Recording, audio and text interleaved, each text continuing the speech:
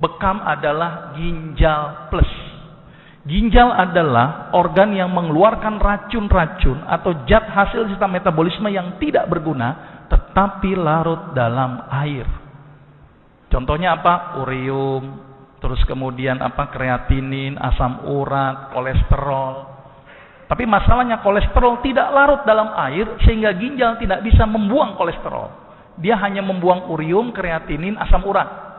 Terus bagaimana kolesterol bisa dibuangkan, Pak? Kolesterol bisa dibuang ketika tadi bekam.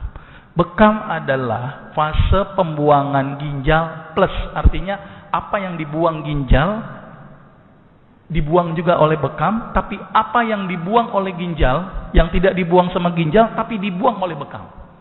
Bahasa medisnya adalah ginjal membuang hidrofilik, arti yang larut dalam air, sedangkan bekam membuang hidrofilik plus hidrofobik. Apa itu? Yang larut dalam air dan larut dalam lemak. Maka itu kenapa bekam bisa ngobatin kolesterol. Bekam bisa mengobatin kelebihan urium dan kreatinin. Bekam bisa mengobatin asam urat. Bekam bisa menurunkan tensi. Kenapa? Saya akan terangkan nanti di sini. Berarti kesimpulannya adalah bekam membuang zat-zat yang tidak berguna seperti ginjal membuang zat-zat yang tidak berguna, namun bekam bergunanya plus.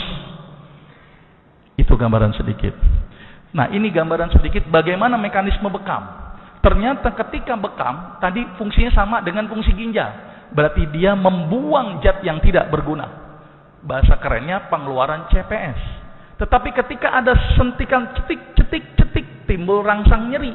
Ternyata rangsang nyeri ini akan merangsang ke otak langsung. Di otak nanti akan keluar endorfin. Apa itu endorfin?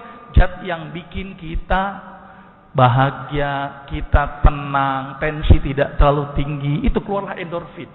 Maka itu bekam ternyata bikin kita bahagia seharusnya. Ditambah lagi ketika di klop, maka semua cairan akan terkumpul di bawah kulit sehingga sensitivitas saraf menjadi tidak sensitif. Maka itu kenapa bekam ketika disuntik itu tidak akan ada timbul nyeri. Karena sudah terakumulasi cairan interstisial dalam jumlah yang banyak. Ditambah lagi suntikannya itu merangsang otak, keluar yang namanya beta endorfin. Berarti bekam bahasa kerennya adalah bikin bahagia. Ingin bahagia, bekam. Tapi menjadi tidak bahagia kalau bekamnya lagi mikirin utang. Nah, itu lagi nggak bahagia itu. Maka itu bekam seharusnya bikin orang itu menjadi rileks. Karena keluarnya beta endorfin.